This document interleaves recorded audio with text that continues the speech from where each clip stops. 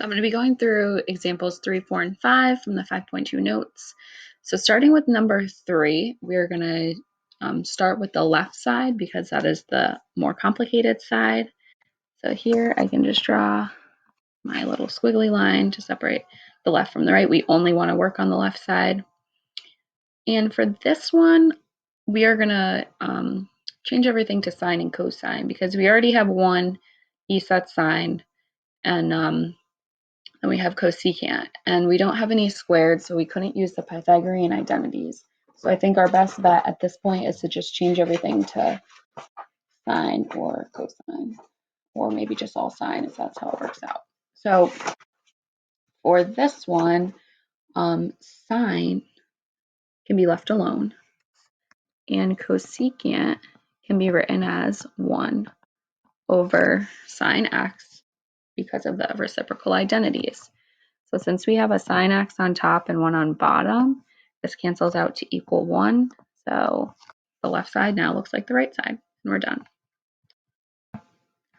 For number 4, both sides look kind of complicated, but the left side has a fraction, so I'm going to go with that side. It's more complicated, but you could start with the right if you wanted to. I'm going to start with the left.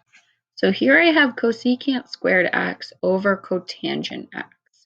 So cosecant squared x. Here, let's change everything to sine and cosine. So typically when you see a squared, you would want to use the Pythagorean identities. But if we use the Pythagorean identities for this one, it's actually going to end up making our fraction more complex. And we want it to be simple. So we are not going to use the Pythagorean identities, although you could if you wanted to. So cosecant squared x, let's change that to 1 over sine squared x.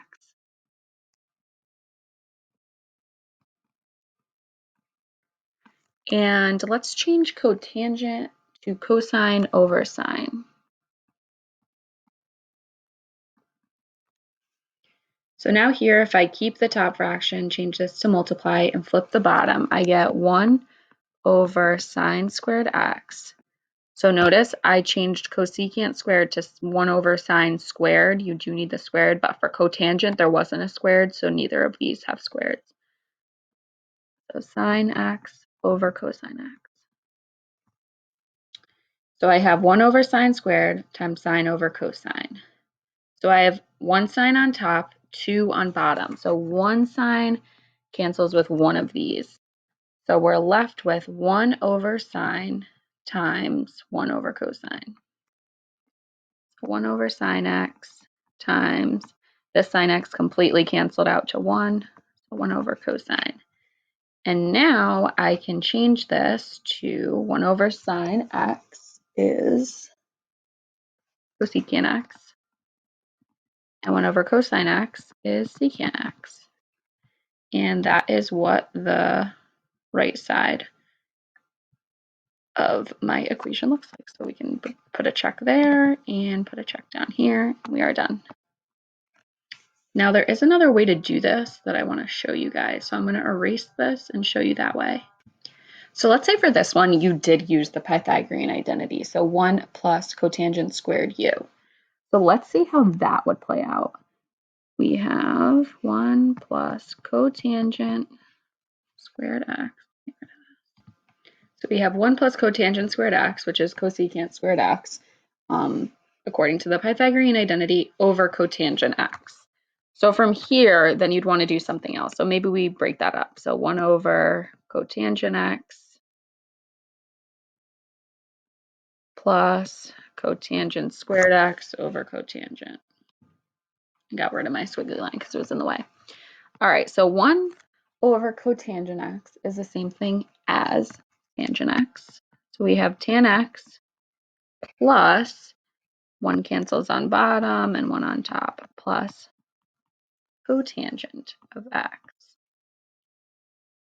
So what does this mean for us now? We have tan is sine x over cosine x. And we have cotangent is cosine x over sine x. So now in order to add these, we have to get a common denominator. So our common denominator would be sine times cosine. Because whenever you're getting a common denominator, a way you can do it is to multiply the two denominators together. So if we multiply this side by cosine x over cosine x, and this side by sine x over sine x, we end up getting, and this is getting very complicated as you can see, we end up getting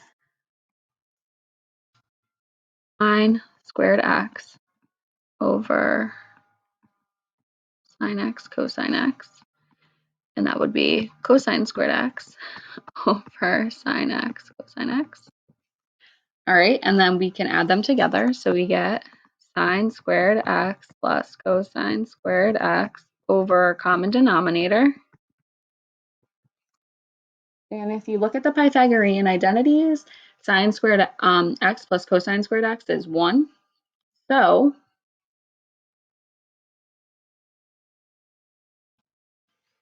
this would be 1 over sine x times cosine x.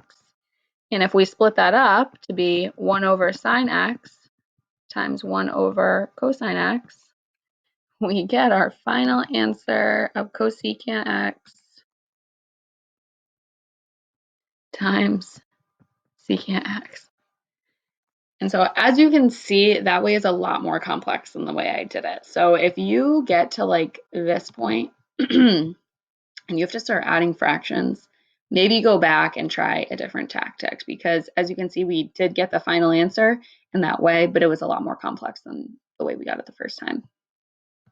All right, and the last one we have is number 5. This is another one that there's multiple ways you can do it.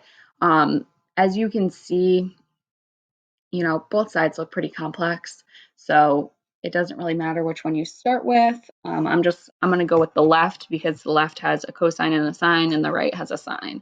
So I guess you could say the right is a little less complex because it only has one kind of trig function. So here, cosine squared x minus sine squared x. On our Pythagorean identities, we have sine u plus cosine u equals 1. We have a minus here. We can't just change this to a plus and say that this equals 1. That wouldn't work. And as you can see, it's not what it equals, so it really wouldn't work. So what we want to do here is we want to replace either cosine or sine. In this case, because we want to end up with sine, we probably want to replace cosine squared x. So on our sheet, sine squared x plus cosine squared x equals 1. So if we solve this for cosine, that would be getting everything else to the other side. Cosine squared x is equal to 1 minus sine squared x. So this is what we're going to plug in for cosine squared x. So we get 1 minus sine squared x. And then so that's for cosine. And then we're left with minus sine squared x. So it should look like this. I just moved my little squiggly line to make more room.